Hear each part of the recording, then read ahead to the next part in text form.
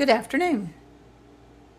I've watched a few of my videos and I have noticed my scar being particularly pronounced at times, and I thought people are probably curious but they don't really want to ask, so thought I'd just tell you about it. It's a little bit of an adventure.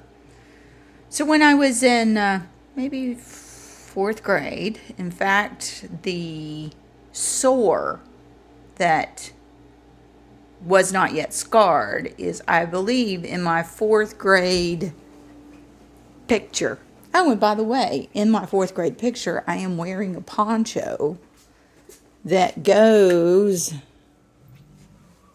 with the colors I'm wearing today. So, can you see? Let's see, there it is. So in that picture, I think that was where, that's the fifth grade though. So, where is my, I've lost track. This is sixth grade, so it's pretty obvious. Well, that's eighth grade there. So this one's sixth grade. So it's pretty obvious by there. There's fourth grade, isn't it? I don't remember. Anyway, somewhere in there. I was home and my mother was making milk gravy. So if you're not a Southerner, you may not know what that is. It isn't milk, it's gravy. But it's made with flour, oil, and when the flour and oil get browned, a little bit of salt and pepper possibly, and when they get stirred up and start browning, that gives a nice toastiness to the gravy, and then you pour the milk on. So I was standing, here's the stove, and I was standing probably about this level to the stove in my young year, and my mom moved over to this side in the kitchen to get something, and I started stirring.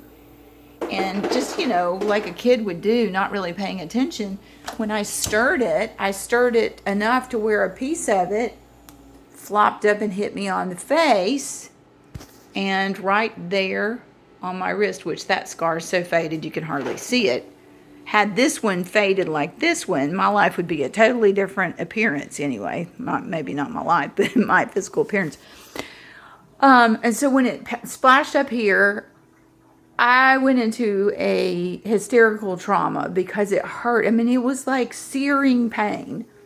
And it was just oil and flour. So I do this like jump like what you see in a traditional tribal war dance or something through the kitchen. So Mom couldn't get to me when she got to me, not knowing specifically what might have been the right protocol to prevent scarring. She just wipes it off. And then it bubbled up with a really big scar. And then, of course, being a little kid, I picked at it.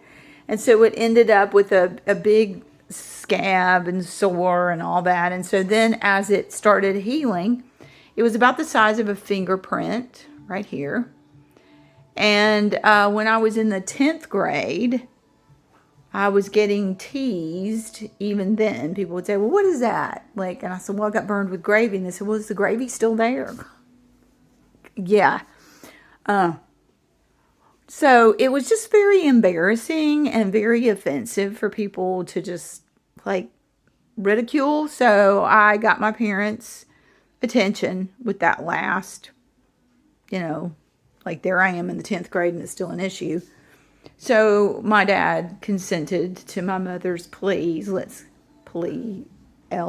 P-L-E-A, my mother's pleas to him to have cosmetic surgery. And so we went and had that reconstructed. And I was supposed to stay home so the kids wouldn't make me laugh, so I wouldn't rip it. I watched the Lucy show. Hello. I didn't need classmates to make me laugh. Lucy was making me laugh. And I felt it. I was like, oh! So I ripped some of the stitches down here on the bottom. That's the reason why this little section right here is a little bigger. I also have wrinkling that's a little different because of it.